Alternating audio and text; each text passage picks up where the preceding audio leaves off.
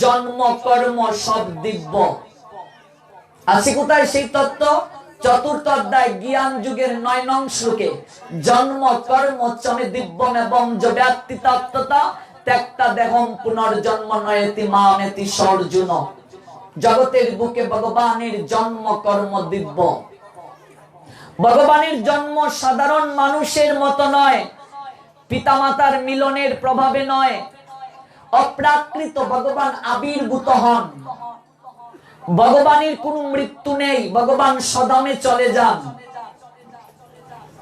ভগবান আর সাধারণ মানুষের জন্মের মাঝে 3টা পার্থক্য স্বামী রামসুখদাস আচার্য চিহ্নিত করেছেন। 1 নম্বর, জন্মের পার্থক্য। সাধারণ মানুষের মতো তার জন্ম নয়, এটা হচ্ছে প্রথম পার্থক্য, মনে রাখতে হবে। তারপর হচ্ছে জানার পার্থক্য। মানুষ যখন জন্মগ্রহণ করে পূর্ববর্তী সমস্ত কিছু সে ভুলে যায়, তাই তো? গত জন্মে কি ছিলাম আমরা কি মনে রাখতে পেরেছি? গত জন্মের কথা বাদ দেন, গতকাল এই সময়ে কি করেছিলাম মনে আছে? মনে নেই। এই যে জানার পার্থক্য, ভগবান অর্জুনকে বলছেন চতুর্থ অধ্যায় জ্ঞান যুগে, তোমার আমার বহুবার জন্ম হয়েছে কিন্তু তুমি সেই কথা ভুলে গেছো, আমি ভুলি নাই। এই যে জানার পার্থক্য, জন্মের পার্থক্য। আরেকটা হচ্ছে কর্মের পার্থক্য। মানুষ কর্ম করে নিষ্কামনা পূর্তির জন্য, আর ভগবান কর্ম করেন আনন্দ লাভের জন্য। জগতের বুকে তার কর্ম নাই। তৃতীয় অধ্যায় কর্মযুগের 22 নং শ্লোকে বলছেন, নমে পার্থস্তি কর্তব্যম ত্রিষু লোকেষু কিঞ্চন ন অনুবাপ্তব্যম অবাপ্তব্যম বর্তেবচ কর্মাণি। জগতের বুকে আমার কোনো কর্ম নাই, তাহলে আমি কেন কর্ম করি? যদি হে অহম ন বর্তেয়ম জাতি কর্মাণি অতিনৃত মম বর্ত অনুবর্তন্তে মনুষ্যে পার্থ সর্বস্ব। আমি যদি কর্ম না করি জগতের বুকে কেউ কর্ম করবে না, সবাই আমার পদাঙ্ককে অনুসরণ করে কর্তব্য কর্মকে ত্যাগ করবে। ভগবান জগতের বুকে আসেন মূলত নিজে আচরণ করে জগৎ জীবকে শিক্ষা দেওয়ার জন্য। তৃতীয় অধ্যায় কর্মযুগের 21 নং শ্লোকে ভগবান বলছেন, যত যত আচরতি শ্রেষ্ঠ তত্ত্বতে বহিতর জনঃ সযত প্রমাণম কুরুতে লোক তৎ অনুবর্ততে। ভগবান নিজে আচরণ করে জগৎ জীবকে শিক্ষা দেওয়ার জন্য তিনি আসেন। বাবা যদি নিজে সিগারেট খেয়ে তার ছেলেকে বলে আজ থেকে তুমি সিগারেট খেও না, ছেলে কি মানবে? মানবে না।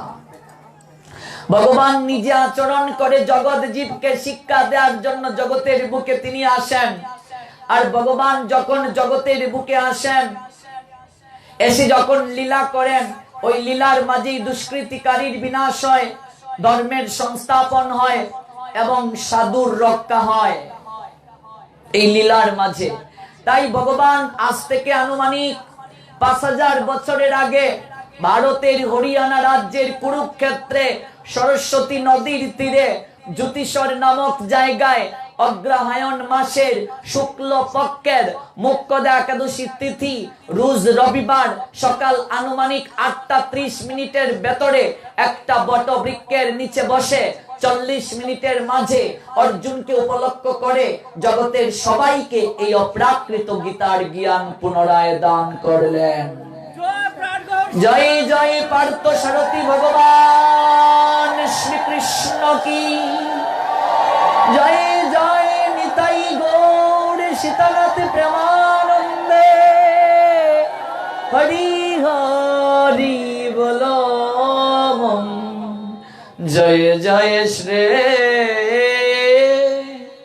রাধে শ্যাম। কেউ যদি আপনাকে প্রশ্ন করে গীতার আবির্ভাব মাস কোনটি? অগ্রহায়ণ মাস, যে মাস চলছে। কোন পক্ষে গীতার জ্ঞান দেওয়া হয়েছে? শুক্ল পক্ষ। কোন একাদশী? মুখ্যদা একাদশী। কোন বারে গীতার জ্ঞান দেওয়া হয়েছিল? রবিবারে। গীতার জ্ঞান কোথায় দান করা হয়েছিল? ভারতের হরিয়ানা রাজ্যে। জায়গাটার নাম কি? জ্যোতিষর নামক জায়গা। কোন নদীর তীরে? সরস্বতী নদীর তীরে। কোন বৃক্ষের নিচে? বট বৃক্ষের নিচে বসে। কত সময়ের মাঝে গীতার জ্ঞান দেওয়া হয়েছিল? 40 মিনিটের মাঝে গীতার জ্ঞান দেওয়া হয়েছিল। সকাল আনুমানিক 8:30 ভেতরে গীতার জ্ঞান দেওয়া হয়েছিল যুদ্ধের প্রাক্কালে। এই গীতার জ্ঞান রবিবারে দান করা হয়। রবিবারকে সনাতন ধর্মাবলম্বীরা বিশেষভাবে পালন করে, তাই তো? রবিবারে অনেকেই আমিষ গ্রহণ করে না। আপনারা করেন? করেন? রবিবারে কেউ যদি আমিষ গ্রহণ করে, মাছ মাংস খায়, চুল কাটে, নখ ফেলে, তার দেহের 33 গুণ নষ্ট হয়ে যায়। এমন কি মাহাত্ম্য রয়েছে রবিবারে। অনেক গুরুদেব বলেন, বাবা তোমরা তো সংসারী মানুষ, তোমরা তো আর সব সময় পারবে না, অন্তত রবিবারটা পালন করিও। অনেকে বলে রবিবার মানে গুরুবার। গুরুবার বলে কোনো বার নেই, গুরুদেব বানিয়ে ফেলেছে সেটা। রবিবার অনেকগুলো কারণে বিখ্যাত। এই রবিবারের মহিমা বললেই তো সময় চলে যাবে। আজকে এই যে প্রথম দিন বললাম না, আমরা সনাতন ধর্মাবলম্বীরা তত্ত্ব না জেনে অনেকেই ধর্ম পালন করি। তত্ত্ব সম্পর্কে আমরা অবগত নই। যে বিভিন্ন অনুষ্ঠানে কলা গাছ আনতে হয় বলি আনি, বলেছিলাম, কিন্তু কেন আনতে হয়? কলা পাতা আনতে হয় বলি আনি। কলা পাতার মাঝে দান দুর্বা দিয়ে একটা গট বসাই, গটের মাঝে নারকেল দেই, নারকেল না দিয়ে জাম্বুরা দিলে দোষ কি? 5টা ফুটা দেই সিঁদুরের, 5টা না দিয়ে একটা কম কিংবা বেশি দিলে দোষ কি? কোন আঙ্গুল দিয়ে সিঁদুরের ফুটা দিতে হয়, সিঁদুর দিতে হয়, সব তত্ত্বই বলে যাব। দান দুর্বা নিয়ে আসো, আশীর্বাদ করব, কিন্তু কেন দান দুর্বা আনতে হয় জানি না। ঠাকুরদা বলেছেন, রে আম পাতা নিয়ে আয়, আম পাতা আমরা আনি। আম পাতা না এনে জাম পাতা আনলে দোষ কি? আমের পল্লব কেন আনবো? উত্তর নেই। আমরা করে আসছি এইভাবে নিয়ম। শঙ্খ পড়তে হয় বলেই পড়ি, সিঁদুর দিতে হয় বলেই দেই, 7 পাকে বিয়ে করতে হয় বলেই করি। 7 পাকে না দিয়ে একটা পাক বেশি কিংবা কম দিলে দোষ কি? 8টা পাক দিলে দোষ কি? কিংবা 6টা? তাই 7 পাকের যে মাহাত্ম্য কালকে বলছি, সবাই অবগত হয়েছেন কি? কেন 7 পাকে বিয়ে করতে হয়? এর পিছনে কি দর্শন লুকায়িত আছে আমরা জানি না। বাবা 7 পাকে করেছিল, আমিও করছি, দাদাও করেছিল। সনাতনীরা কুঞ্জুকে গোলাকার করে কেন? গুল কেন হয়? কি যে তত্ত্ব রয়েছে বাবা, এই সবকিছুর মাঝে দর্শন রয়েছে। এবং যজ্ঞকে, অগ্নিকে মাঝখানে রেখে স্বামী স্ত্রী একসঙ্গে ঘুরছে। এই যে বললাম না বিন্দু, এটা হচ্ছে সার্কেল, বৃত্ত, 360 ডিগ্রি কোণ। 1 থেকে 7 বাদে 1, 2, 3, 4, 5, 6 এবং 8 এই সংখ্যা দ্বারা 360 কে ভাগ করা যায়। কেবল 7 দ্বারা ভাগ করা যায় না, দশমিক নিলেও। অনন্তকাল ধরে এই ভাগ চলে, অর্থাৎ এই স্বামী স্ত্রীর সম্পর্কটা অনন্তকালের। সনাতন দর্শন বলছে অগ্নিকে সাক্ষী রেখে প্রতিজ্ঞা করা হয় প্রত্যেক পাকে পাকে। এই জন্য সনাতন ধর্মে দেখবেন এত তালাক নাই, ডিভোর্স নাই সহজে। অনন্তকালের সম্পর্ক, খুবই কম ডিভোর্স সনাতন সমাজে। এই যে তত্ত্ব, এই তত্ত্ব সম্পর্কে আমরা অবগত না। কলা গাছ মানে সৃজনী শক্তির প্রতীক। এর শাস্ত্রীয় নাম কদলী বৃক্ষ, মনে রাখবেন। এর আরেকটা নাম হচ্ছে রম্ভা, একজন দেবী অভিসম্পাতের কারণে, দুর্বাসার অভিশাপের কারণে কদলী বৃক্ষ রূপে জন্ম নিয়েছিলেন। এরপর যখন ক্রন্দন করতে শুরু করলেন, তিনি আশীর্বাদ করলেন, তোমার ক্রন্দনে আমি সন্তুষ্ট হয়েছি, অভিশাপ যেহেতু দিয়েই দিয়েছি, তবে যাও, তুমি যে বৃক্ষ মূলে যাচ্ছ সমস্ত আচার অনুষ্ঠান ধর্মীয় কার্যে তোমার পত্র ব্যতীত হবে না। এই যে সৃজনী শক্তির প্রতীক কদলী বৃক্ষকে যদি কর্তন করেন আবার তা থেকে হয়ে যায় না? সৃজনী শক্তির প্রতীক প্রতিটা মানুষের হৃদয়ে জ্ঞান বৈরাগ্য ভক্তি সৃজনী রূপে আছে, সৃজনী শক্তি রূপে। কেবলমাত্র একটু পরিচর্যা প্রয়োজন, তাহলেই সেটা বর্ধিত হবে। সৃজনী শক্তির প্রতীক কদলী বৃক্ষ। দান দুর্বা, দেখবেন দুর্বা শুকিয়ে গেলেও একটু যদি বৃষ্টি বা জল পড়ে আবার সেটা জীবন্ত হয়ে যায়, সতেজ হয়ে যায়। দান দুর্বা দ্বারা আশীর্বাদ করছি, এটার অর্থ হচ্ছে দান হচ্ছে সম্পদের প্রতীক আর দুর্বা হচ্ছে দীর্ঘজীবীর প্রতীক। দান দুর্বা মস্তকে দেওয়ার অর্থ হচ্ছে আশীর্বাদ করছেন তুমি ধন দান্যে দীর্ঘজীবী হও। দেখুন দর্শন, এখানে ধন বলতে গেলে শুধু সম্পদ নয়, চরিত্র সম্পদ এটাও একটা সম্পদ, ভক্তি এটাও একটা সম্পদ, জ্ঞান এটাও একটা সম্পদ। এই জন্য দান দুর্বার প্রয়োজন। ঘট কেন দিতে হয়? এটা দেহের একটা প্রতীক, দেহ একটা ঘটের ন্যায়। এগুলো নিয়ে বিস্তারিত একটা প্রবন্ধ আছে আমার ফেসবুক আইডি রাহুল কৃষ্ণ দাস, আপনারা সার্চ করবেন, আইডির ভেতরে ঢুকবেন, এই বিষয়ে অনেক প্রবন্ধ আছে। সেই প্রবন্ধগুলো আপনারা অবশ্যই পেয়ে যাবেন এই ফেসবুক আইডি থেকে। জয় জয় শ্রী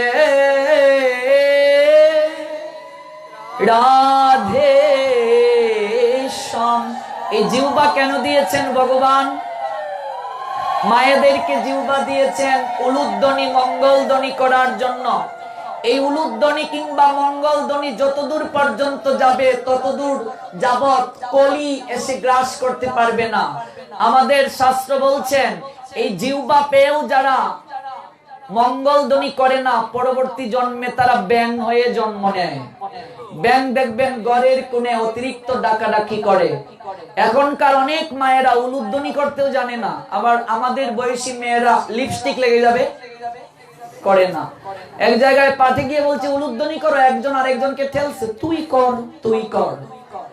জিহ্বা দিয়েছেন কেবল মায়েদেরকে, এটা মায়েদের অধিকার, তাদেরকে আশীর্বাদ রূপে দিয়েছেন। এই জিহ্বা উলুধ্বনির মহিমা বললে অনেক সময় লাগবে, তাই প্রাণ খুলে বলুন হরি বল।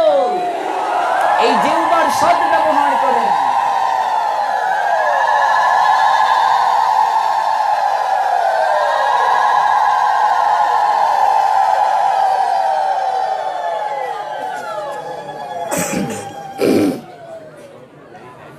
ফেসবুক আইডি রাহুল কৃষ্ণ দাস, এই আইডিতে থেকে আপনি এই অনেক প্রশ্নের সমাধান পেয়ে যাবেন। আমরা এই নির্ধারিত সময়ের ভেতর যতগুলো প্রশ্নের সমাধান করতে পারবো করব, বাকি যেগুলো থেকে যাবে আপনারা ফেসবুক আইডি থেকে দেখে নেবেন। তাছাড়া একটা পেজ আছে আমার নামই রাহুল কৃষ্ণ দাস, এই পেজ থেকেও পাবেন। তাছাড়া ইউটিউব চ্যানেল রাহুল কৃষ্ণ দাস, এখানে অনেক মোটিভেশনও আছে, সাবস্ক্রাইব করে নেবেন। তাছাড়া অনেক লোক নাম্বারের জন্য প্রচুর তাড়া দিয়েছেন এই কয়েকটা দিন। কাজে একটা নাম্বার আছে যেটা সর্বসাধারণের জন্য, এই নাম্বারটা আপনারা নিতে পারেন 01747472071। এই নম্বরে কল করে আমার সঙ্গে যোগাযোগ করতে পারেন, যে কোনো প্রশ্ন করতে পারেন। 01747472071। আমরা বলছিলাম সেই সকল কথা, তত্ত্ব না জেনে যদি আমরা ধর্ম পালন করি, আজকে পালন করছি আগামীকাল শ্রদ্ধা কমে যাবে। রবিবার পালন করি না, অনেকেই তার তত্ত্ব জানি না, আর অনেকেই পালন করছি তত্ত্ব না জেনে। তত্ত্ব যদি জানি তাহলে দেখবেন শ্রদ্ধা জাগবে। আমরা ধর্মটা পালন করি অনেক সময় এইভাবে যে নিয়ম এটা করতে হয়, তাই তো? ওই যে শঙ্খ কেন দিতে হয়? নিয়ম। শঙ্খ এসেছে কোত্থেকে? শঙ্খচূড়ের হাড় থেকে। শঙ্খচূড়কে তুলসীর স্বামী, তাহলে তুলসীকে জয়ীছে রাধা তৈছে বৃন্দা, একই যে স্বরূপ তথাপি সে বৃন্দাবতী হয় রসকূপ। রাধারানী যিনি, তুলসীও তিনি।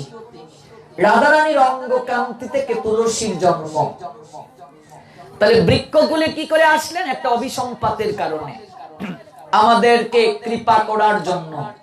তাহলে রাধারানীকে যিনি কৃষ্ণ তিনি রাধা। লীলারস আস্বাদিতে দুই দেহধারী। লীলা যখন শেষ, কৃষ্ণের মাঝে রাধারানীর প্রবেশ। রাধারানী হচ্ছেন কৃষ্ণের লাদিনী শক্তি, অর্থাৎ আগুনের শক্তি যেমন উত্তাপ, সাপের শক্তি যেমন বিষ। বিষ না থাকলে সাপকে কেউ ভয় করে? আমাদের অঞ্চলে একটা সাপ, দুরা সাপ, আপনারা চিনেন? বিষ নাই, এটাকে কেউ ভয় পায়? জাতি সাপের বাচ্চা দেখলে অবস্থাটা কি? দুরা সাপকে কেউ ভয় পায় না। বিষবিহীন সাপ মূল্যহীন। ভগবানের শক্তি, মূলীভূত শক্তি, ভগবানের শক্তির প্রকাশ রাধা। রাধারানী আলাদা কেউ নয়, যিনি কৃষ্ণ তিনি রাধা, আর যিনি রাধা তিনি তুলসী। জয়ীছে রাধা তৈছে বৃন্দা। এক কথায় বললাম, বিশ্লেষণ করলে আরো আমরা বিস্তারিত উপলব্ধি করতে পারতাম। এই তুলসীর স্বামী হচ্ছে শঙ্খচূড়। শঙ্খচূড়কে শ্রীদাম। শ্রীদাম একটা অভিশাপের কারণে শঙ্খচূড় হয়ে জন্ম নিলেন। অভিশাপটা কে দিয়েছিলেন? রাধারানী। আমরা সেই লীলায় যাচ্ছি না, কেবল শঙ্খটাকে সংক্ষেপে বোঝানোর জন্য বলছি। ওই শঙ্খচূড় শিবের বরে বলিয়ান হয়ে দেবতাদেরকে স্বর্গ রাজ্য থেকে বিতাড়িত করে দিয়েছিল। কেউ তাকে বধ করতে পারছিলেন না। ভগবান বিষ্ণুর নিকটে সবাই যখন গমন করলেন, ভগবান দেখলেন স্বয়ং তুলসী তার সতীত্ব দ্বারা, পতিব্রতা দ্বারা, শক্তি দ্বারা, একটা পতিব্রতা রমণীর কত শক্তি দেখুন। একটা পতিব্রতা রমণীর শক্তি সম্পর্কে শাস্ত্র যা বলছেন, এগুলো আলোচনা করলে আমাদের প্রত্যেকের হৃদয় মাঝে শ্রদ্ধা ভক্তি বর্ধিত হতো, কিন্তু সময় খুবই কম। আমরা কেবল স্পর্শ করছি। তুলসী তার সতীত্ব দ্বারা, পতিব্রতা দ্বারা রক্ষা করছেন শঙ্খচূড়কে। ভগবান দেখলেন শঙ্খচূড়কে বধ করতে গেলে তুলসীর সঙ্গে মিলিত হওয়া প্রয়োজন। তার একটা প্রশ্ন আসতে পারে, ভগবানের কি ভীমরতি ধরেছে, আরেকজনের স্ত্রীর সঙ্গে মিলিত হলেন? প্রশ্ন আসতে পারে না? শঙ্খচূড়ের স্ত্রীর সঙ্গে গিয়ে ভগবান মিলিত হয়ে গেলেন। এই জন্যই তো বললাম, যিনি তুলসী তিনি রাধা, লক্ষ্মীর অংশ। রাধারানীর এক অংশ হচ্ছে লক্ষ্মী। সহস্র সহস্র লক্ষ্মী রাধারানীর চরণ যুগল সেবা করতা হে। হাজার হাজার লক্ষ্মী আছে রাধারানীর চরণ সেবা করে। রাধারানী পূর্ণ, রাধা রানী হে মহারানী, মহিমা উনকে সব জগ জানি। সমস্ত জগৎ রাধারানীর মহিমা কীর্তন করে। রাধে দেঙ্গি তুমকো শক্তি মিলেগো তুমকো কৃষ্ণকে ভক্তি। দেঙ্গি মানে দেয়া, রাধে দেঙ্গি রাধারানী তোমাকে দান করেন, তুমকো মানে তোমাকে শক্তি দান করেন, মিলেগে তুমকো কৃষ্ণকে ভক্তি, কৃষ্ণ ভক্তি মিলিয়ে দেন রাধারানী। সেই জন্য কৃষ্ণ নাম সে রসনা লাগাইছে, রাধা নাম সে মুরলী বাজাইছে। রাধারানীর অংশ লক্ষ্মী, একটা অংশ তুলসী।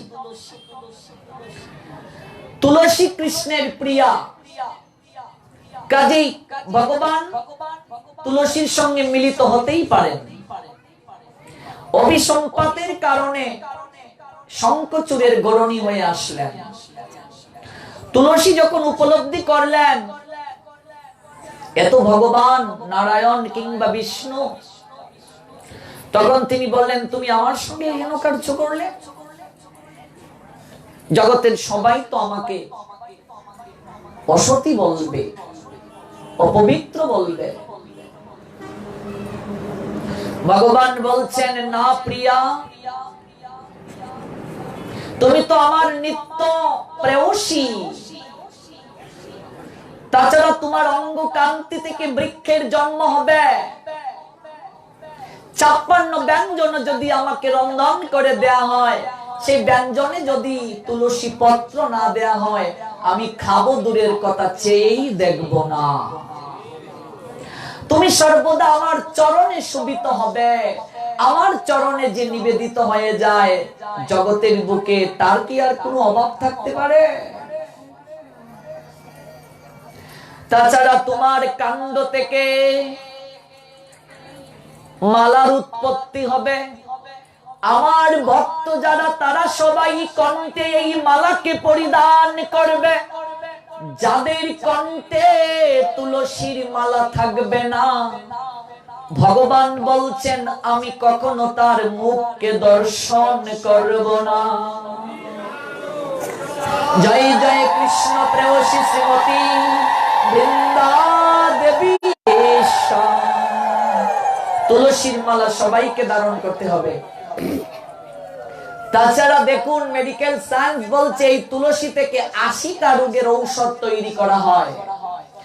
আমাদের যে আচার্যগণ এই তুলসীর মালা কণ্ঠে ধারণ করার কথা বলছেন, তার পিছনে নিশ্চয়ই সুবিধা আছে, অ্যাডভান্টেজ আছে।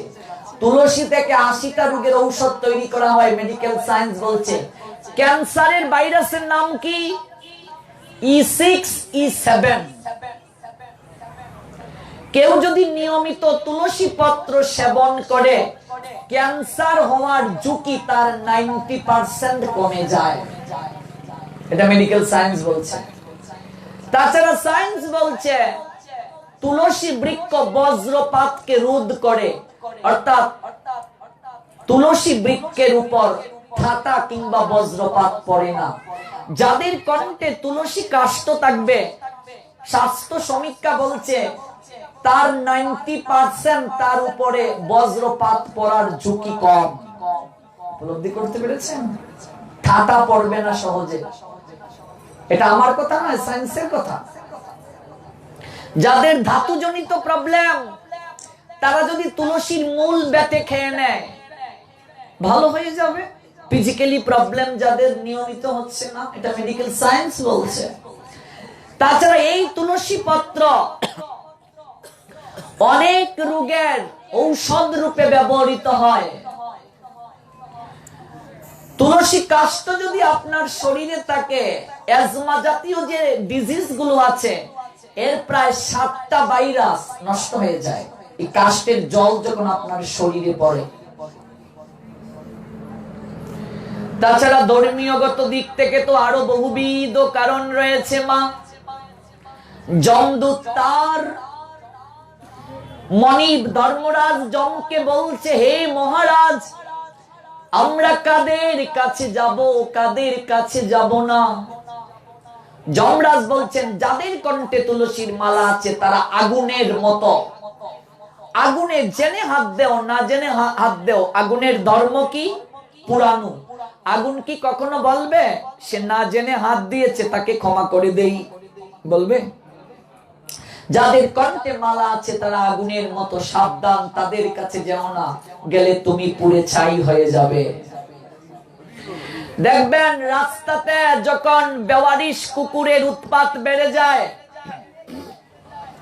পৌরসভা থেকে অ্যানাউন্স করা হয় কুকুর মারার অভিযান চলছে। যাদের মালিকানা কুকুর আছে, গলায় একটা বেড়ি পরিয়ে দাও। তাই তো? বেড়ি থাকলে বুঝবে এটা মালিকের কুকুর, মারলে মামলা হয়ে যাবে।